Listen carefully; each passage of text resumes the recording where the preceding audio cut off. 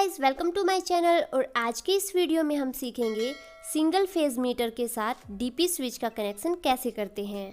तो सबसे पहले हम मीटर के टर्मिनल को जान लेते हैं और इसे जानने के लिए हम मीटर के कवर को खोल लेते हैं।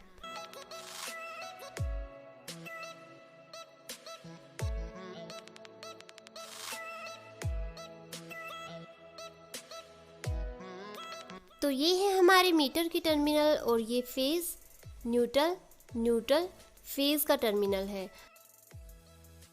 ये है हमारे इनपुट सप्लाई के टर्मिनल, जो पोल से डायरेक्ट हमारे घर में सप्लाई आती है वो इन्हीं में कनेक्ट होगी।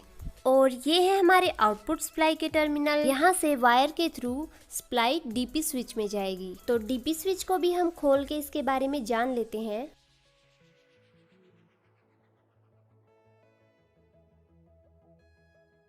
तो आप देख सकते हैं कि डीपी स्विच में ये दो टर्मिनल दिए हुए हैं। ये है इनपुट सप्लाई के टर्मिनल और जो ऊपर की साइड दे रखे हैं ये है आउटपुट सप्लाई के, और ये है सप्लाई को ऑन और ऑफ करने के लिए बटन। अगर हम स्विच के पीछे आते हैं तो यहाँ पर आपको लिखा हुआ मिलेगा 32A, यानी कि 32 एम्पियर तक ये स्विच लोड झेल सकता है। और जो ये पत्तियाँ हैं इनका स्ट्रक्चर 32 एम्पियर तक लोड झेलने का ही बना रखा है। अगर आप इस पे ज़्यादा लोड डाल देते हैं तो ये यहाँ से जल जाएंगी। तो चलिए अब हम इसकी वायरिंग सीख लेते हैं। तो सबसे पहले हम एक वायर लेंगे जो कि 4 mm या फिर 6 mm तक का होना चाहिए। इन फ्यूचर आप कभी ज़्यादा लोड लेने वाली चीज़ें घर में लगा देते हैं, तब उस केस में आपको ये वायर चेंज करने की ज़रूरत नहीं पड़ेगी। अक्सर आपने देखा होगा कि वायर में कभी स्पार्किंग होती है या फिर वायर जलना स्टार्ट हो जाती है।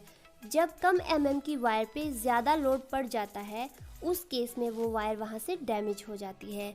तो इसीलिए मैं आपको इतना ही मोटाई वाला ये वायर सजेस्ट करूँगी। तो चलिए अब हम इसकी वायरिंग कर लेते हैं। तो सबसे पहले हम मीटर के फेज़ वाले टर्मिनल को खोल लेंगे और यहाँ पर वो वाली सप्लाई आएगी जो पोल से सीधा हमारे घर में आती है।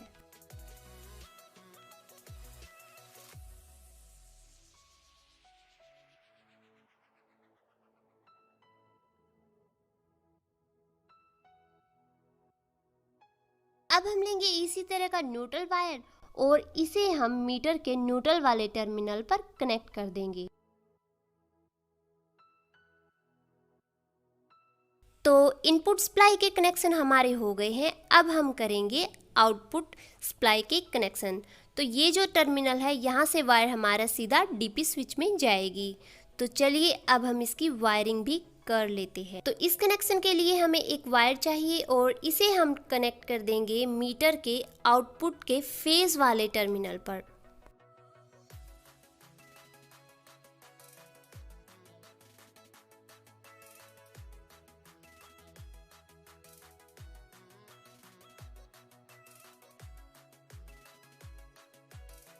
और इसी तरीके से हम एक और वायर लेंगे और इसे हम कनेक्ट कर देंगे मीटर के आउटपुट के न्यूट्रल वाले टर्मिनल पर।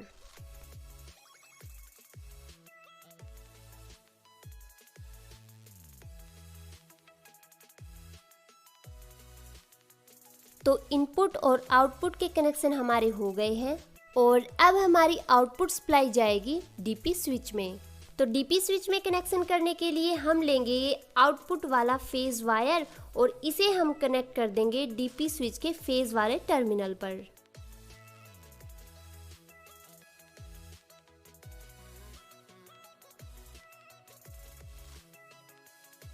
और इसी तरीके से हम आउटपुट का न्यूट्रल वायर भी डीपी स्विच में कनेक्ट कर देंगे। अब रह गए हैं हमारे डीपी स्विच के आउटपुट के कनेक्शन। तो यहाँ से हम कोई अप्लायंस भी लगा सकते हैं डायरेक्ट, या फिर हम यहाँ से बोर्ड में सप्लाई भेज सकते हैं।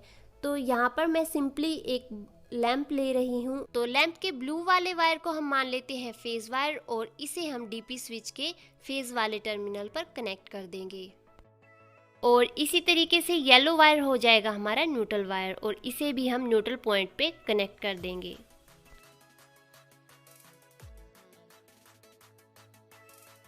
अब हम जान लेते हैं डीपी स्विच में इंडिकेटर कैसे इंडिकेट करता है सप्लाई को। तो सिंपली डीपी स्विच में ये दो पत्तियां सी दी हुई है और ये दो स्प्रिंग दिए हुए हैं। जब हम इस डीपी स्विच पर कवर लगा देंगे तब ये दो स्प्रिंग इन दो पत्तियों पर टच हो जाएंगे और जब हम यहाँ से ऑन करेंगे तब इंडिकेटर सप्लाई को इंडिकेट करने लगता है। तो सेफ्टी को ध्यान में रखते हुए हमें डीपी स्विच का कवर लगा लेना है और इसी तरीके से हम मीटर का कवर भी लगा लेंगे।